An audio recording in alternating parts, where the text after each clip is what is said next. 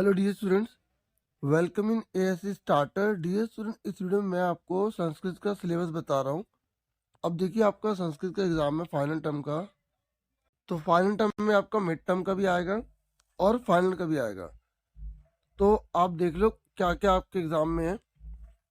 तो अकारांत, इकारांत, उकारांत, ऋकारांत, आकारांत और हरिकारांत, स्त्रीलिंग, ये जितने भी पुल्लिंग वगैरह, ये सब आपको ये प्रैक्टिस में करने हैं।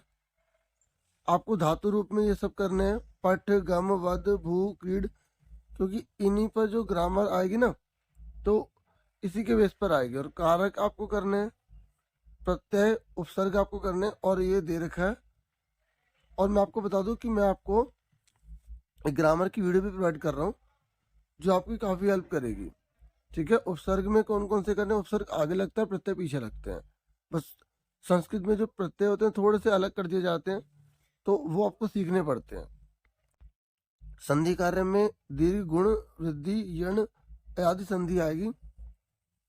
और बाकी अब देख लो पार्ट कौन कौन से आ रहे हैं यहाँ पे संस्कृत का। ये प्रथम पार्ट है, द्वितीय पार्ट है।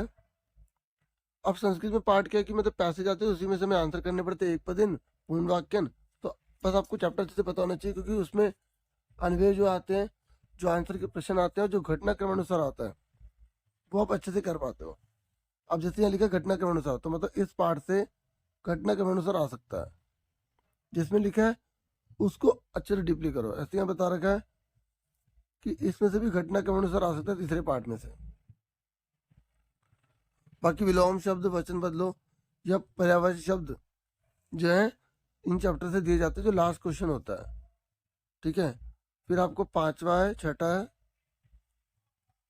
फिर पत्र लेखनम में यहाँ पर आपको मंजूषा दे सकते हैं और मंजूषा नहीं भी दे सकते। तो आपको पत्र पता कौन सा करना है? एक तो छुट्टी के लिए, दूसरा स्वच्छता के लिए, जो स्वास्थ्य विभाग को हम पता लिखते हैं ना कि हमारे मोहल्ले में बहुत कूड़ा कचरा मचा हुआ है, वो आप ये दो कर लो। और 1 से लेकर 50 तक आप गिनती करेंगे। अव्यय कौन कौन से, इनको पढ़ लो अच्छे से। अत मतलब यहाँ, तत मतलब वहाँ, अनत मतलब कहीं और, सरत मतलब हर जगह। ठीक है, इस तरीके से एक, अत्र, यदा, ये सारे पढ़ लो। ये स्थान वाले हैं, ये काल वाले हैं, और ये आ जाता है शो मतलब आने वाला कल, अय मतलब बीता हुआ कल। तो ये आपको मतलब फिल इन द ब्लैंक दिए जाएंगे, उसमें भरना होता है। फिर आपकी अनसीन पैसेज आएगी, तो आपको पता ही है, सबसे पहले क्वेश्चन वही आता है। अनुच्छेद जो है वो चित्र के ऑप्शन में दे दिया जाता है।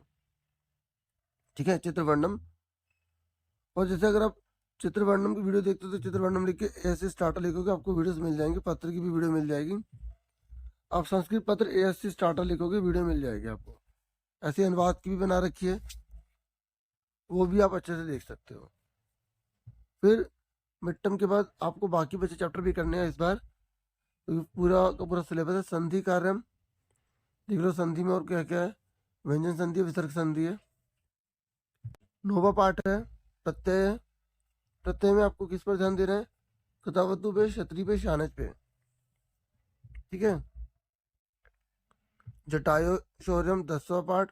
शब्द रूप में कौन कौन से पढ़ने यहाँ पे लिखा हुआ मेंशन है, ये अच्छे से कर लो। धातु रूप में ये है, दा, क्री, श्रु, पा, सेव, लब, ये धातु रूप में करने हैं।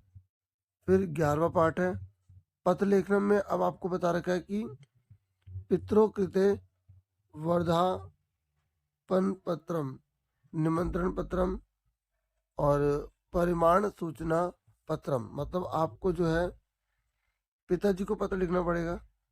जैसे अगर आप पैसे वगैरह मंगा रहे हैं, या आप अपने रिजल्ट की सूचना दे रहे हैं, यहाँ लिखा है रिक्त स्थान के बिना रिक्त स्थान नहीं दिए जाएंगे। मतलब आपको पूरा पत्र खुद लिखना पड़ेगा। ठीक है,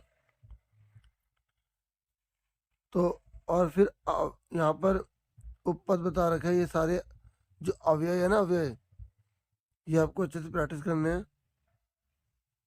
और फिर 12वां पार्ट है, उपसर्ग बता रखे कौन कौन से करने हैं। संख्या 1 से लेकर 100 तक करनी है। फिर पैसेज की प्रैक्टिस करनी है। अनुच्छेद, यहाँ पर अनुच्छेद चित्र के ऑप्शन में दिया जाएगा, कोई सा भी दे सकते हैं। ठीक है, फिर ट्रांसलेशन आएगी। फिर ये सारे पार्ट को कह रहे हैं रिवीजन करने के लिए। फिर यहाँ पर अगर हम नीचे देखते हैं तो यहाँ पूरा पेपर का पैटर्न बता रखा है। 10 नंबर का अपठित अवबोधनम है। 15 नंबर की आपकी रचनात्मक कार्य में, जिसमें आपको चित्र और जो है पत्र वगैरह है। ठीक है, फिर आपकी व्याकरण आएगी जिसमें ट्रांसलेशन है और जो भी संधि वगैरह है और गिनती वगैरह वो।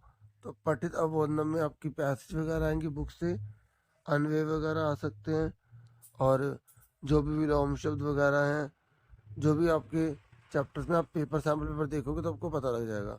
और 20 नंबर इंटरनल असेसमेंट है, तो 100 नंबर का इस तरीके से पेपर पूरा ये रहने वाला है। इंटरनल असेसमेंट स्कूल में इंटरनल बेस्ड होगा, जो टीचर्स यहाँ पे गाइडेंस दे रखी है तो वो तो आपका ऑलरेडी हो चुका है। तो इतना ही है इस वीडियो में। Thank you for watching and listening carefully. Take care dear students.